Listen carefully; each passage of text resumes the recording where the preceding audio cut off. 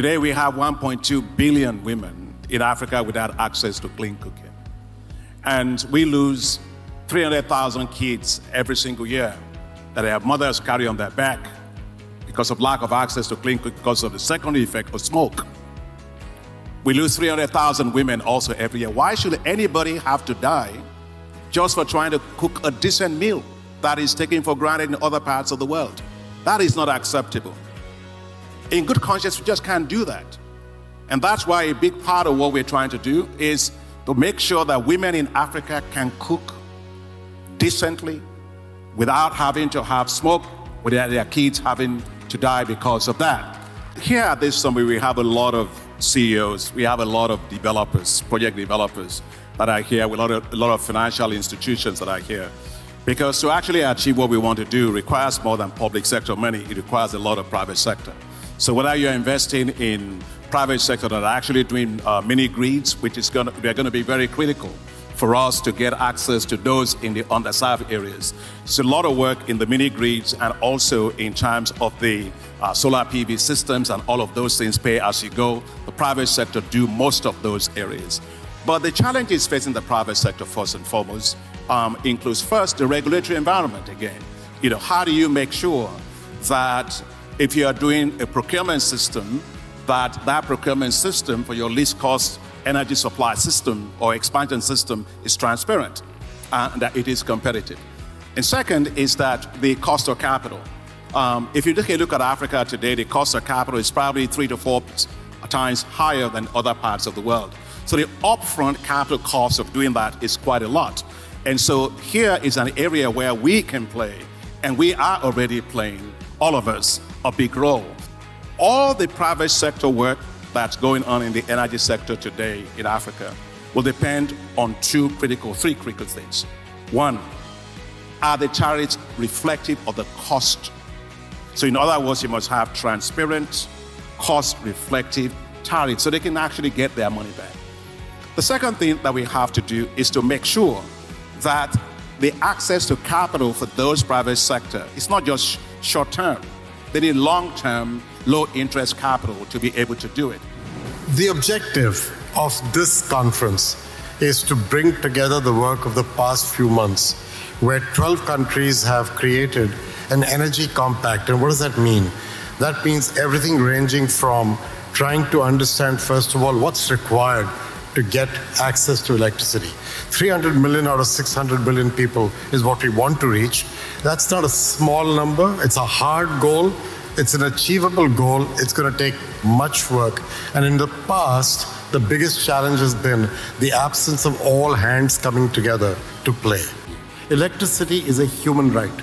It gives you energy to do what you need for education, healthcare, skilling, enabling of jobs, digitization. When people talk about digitizing Africa, one of the things we're planning to do during this exercise is to put cell phone towers into all the locations where we put up distributed solar energy or connect to satellites. Starlink, for example, can enable a lot to happen with digital connectivity. If we can connect 300 million people over the coming years, not just to electricity, but also to digital access, we can transform Africa's potential for jobs for young people over the coming decade. That's what we are here for. The idea of these 2 days is to excite everybody in this audience of that vision and make sure they can trust that we are putting our money where our mouth is, and this is not empty talk. That's the real objective of these 2 days. Does this summit in Tanzania matter? Will it deliver something that has a chance to be wildly successful?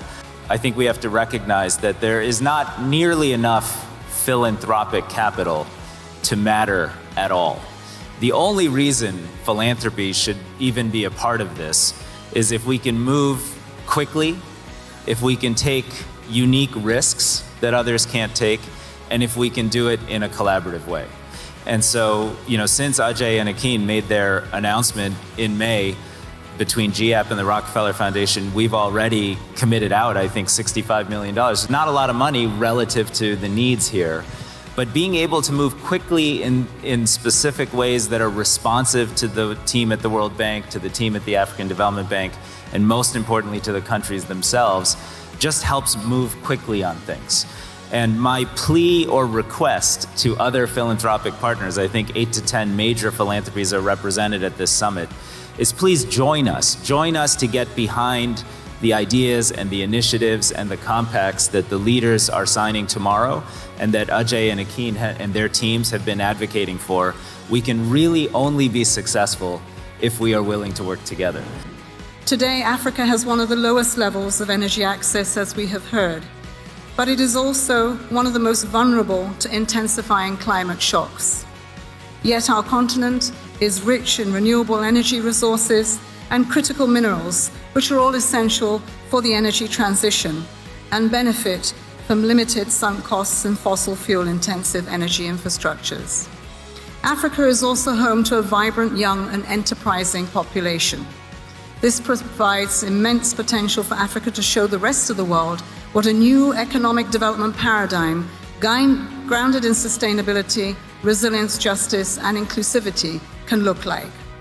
Enhanced energy access, affordability, and reliability is not only crucial for achieving our Sustainable Development Goal 7, but it also serves as a catalyst for broader development goals.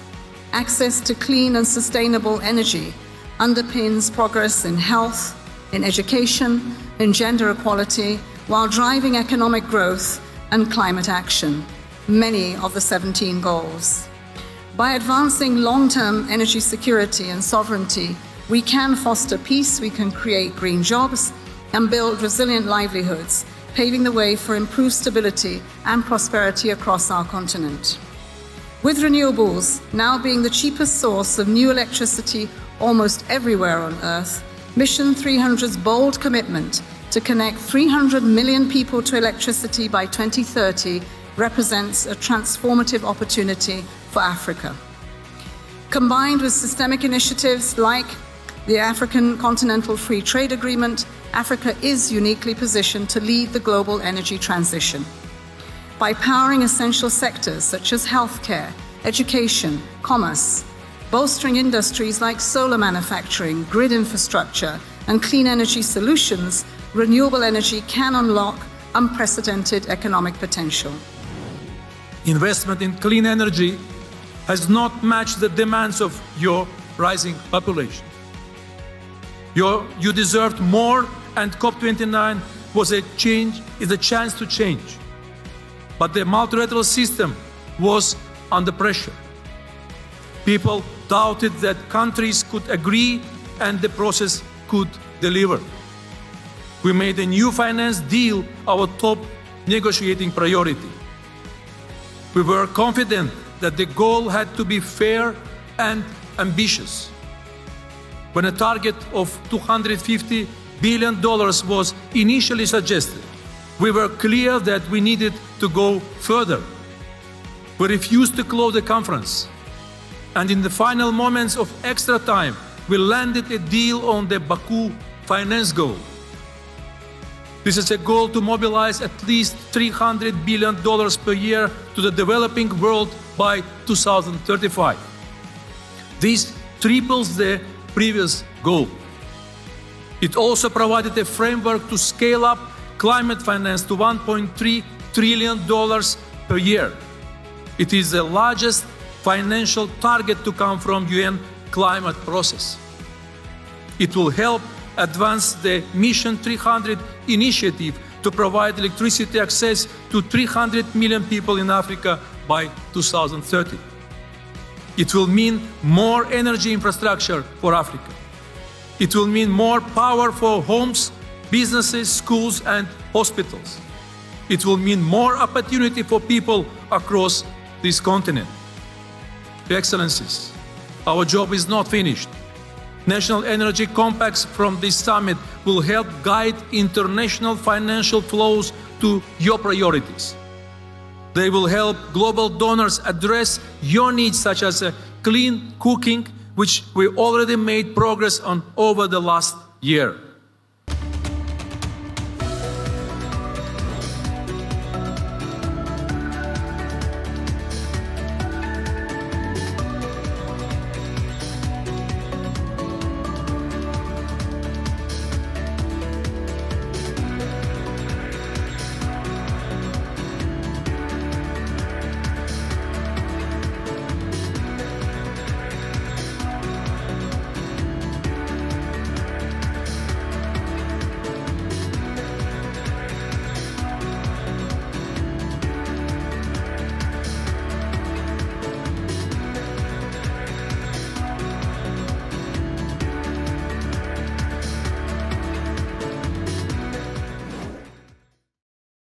Request the winners to kindly move forward. Under the youth category, the first winner is Neema Walter, and she will be presented by a dummy check of Tanzanian shillings, 50 million shillings, for coming up with Nishati Mixed Technologies. Neema Walter.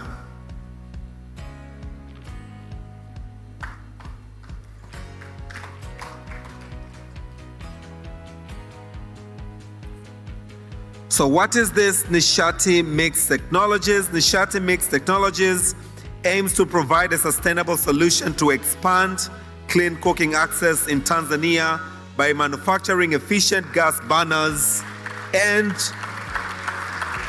recycling waste plastics into clean cooking gas. The system offers both environmental and economic benefits by converting plastic waste into fuel, supporting undeserved communities.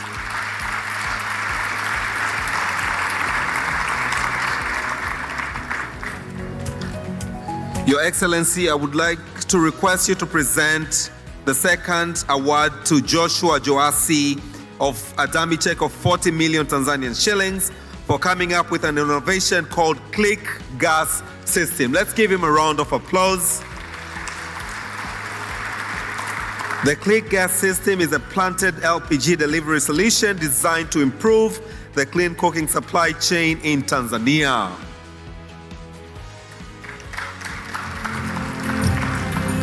Your Excellency, can I please request you to present a third award to Samson Mwakapoma of 30 million shillings, coming up with an innovation of clean and effective biogas production with fuel gas filtering.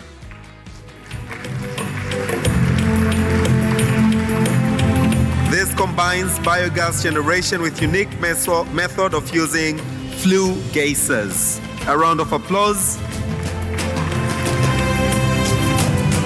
On to the women category. Your Excellency, may I request you to present an award to Miss Agnes Mashoko, Smart Picker Limited. As she comes, let's give her a round of applause. This innovation addresses the affordability gap by introducing the world's first pay-as-you-go model.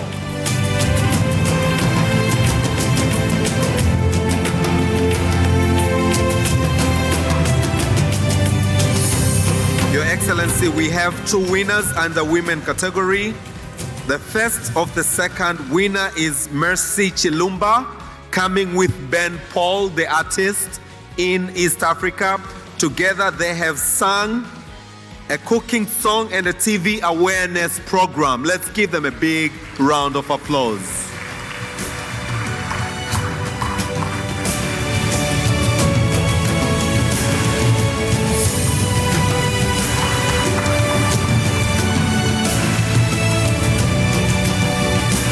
The second winner, Your Excellency, is none other but Ms. Sabra Muhammad of the Mwanamke Initiative, coming all the way from Zanzibar.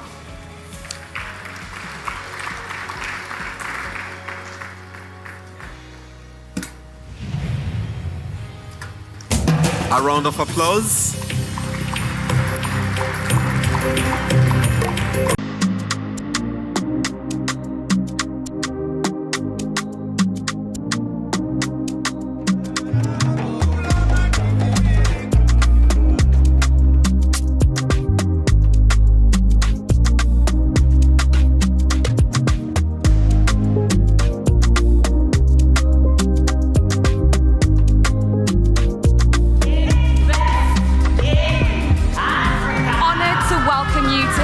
Energy Week 2024.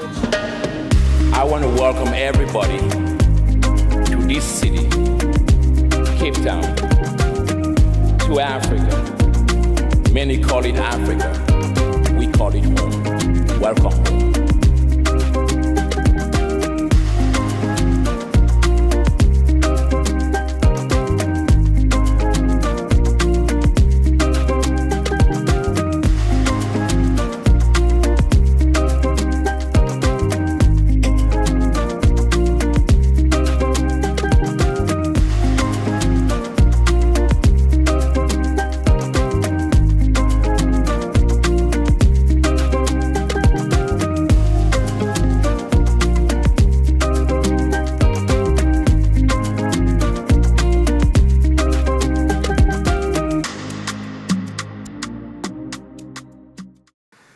is my privilege to present to you the Dar es Salaam Declaration by the Africa Heads of State Energy Summit on providing access to electricity for 30 million people in Africa by 2030.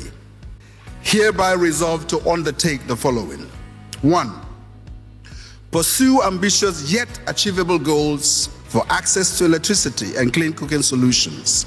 Increase the shares of renewable energy in the energy mix and increase private capital mobilization and take control and time-bound actions to A, efficiently rehabilitate and expand power generation, transmission and distribution network infrastructure at competitive costs based on least cost power systems planning principles that consider not only national resources, but also tap into cost-effective generation options regionally and through competitive and transparent procurement processes that attract qualified bidders and secure best prices. B, leverage the benefits of increased regional integration by investing in interconnections, harmonizing transmission planning, pricing, standards, and grid codes with the power pools and fostering cooperation among countries to unlock Africa's full energy potential, including gas as well as hydropower, solar, wind, geothermal, and other clean energy sources. C, embrace distributed renewable energy and clean cooking solutions as critical elements of the energy access agenda by adopting the multi-tier framework for energy access definition, least cost electrification strategies and plans with an emphasis on energy efficiency as well as national clean cooking strategies with realistic targets. D, incentivize private sector participation to unlock resources by creating an enabling environment through supportive regulations, effective fiscal policies with appropriate incentives and innovative financing mechanisms grounded in cost-benefit analysis. Further, incentivize African investors and support the development of an African electricity industry. E, ensure financially viable utilities that prioritize energy security and provision of reliable, affordable, and sustainable electricity services through appropriate reforms and actions, including tariff adjustments and efficiency improvement measures to ensure utilities achieve at least 100% operational cost recovery at the earliest possible time and timely publication of audited financial statements.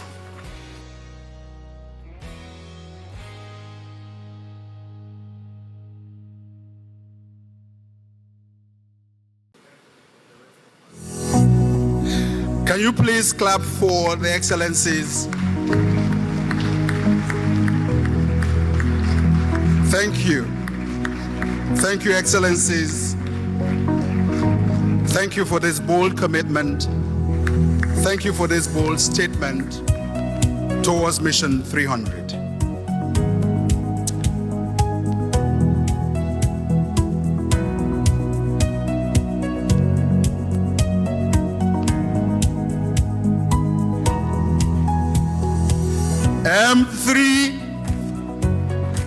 M3, 300. M300. The Dar es Salaam Declaration, which we have just adopted, moves us closer to the realization of a longer envisioned accord by the founders of our independent African states who yearned for Africa's second liberation, and that's economic liberation. You will agree with me that Africa cannot realize economic growth and development aspirations without ensuring access to energy for its people. So congratulations once again for making history here in Dar es Salaam. Excellencies, ladies and gentlemen, it has been our honor to host this auspicious summit and to play our part in contributing to light up our continent. In addition to discussing how to ensure access we also addressed the best approaches of achieving energy affordability and sustainability. Chiefly, we deliberated on the need to mobilize adequate resources from various sources for realizing our common energy access goal, with a significant role for the private sector. I'm confident that the compacts and commitments made here in Dar es Salaam will shape Africa's energy landscape up to 2030. Excellencies, as we depart Dar es Salaam, we carry with us rich roadmaps for actions to accelerate energy access. I wish to commend the 12 states that concluded the National Energy Compacts today. I understand that the 12 governments have only pioneered and many others will join us in the future. I also wish to thank all our partners for your meaningful participation over the past 2 days. As we take the necessary policy steps, the Energy Compacts avail us an opportunity to demonstrate our ability to work together to meet the aspirations of our people, as well as the global development targets. As we wrap up this summit, the real work commences on the ground. Significant challenges still lie ahead in addressing Africa's energy deficit. We are optimistic that the rallying call made at this summit to all stakeholders, governments, development partners, financiers, and innovators to work together to realize the mission 300 will be answered.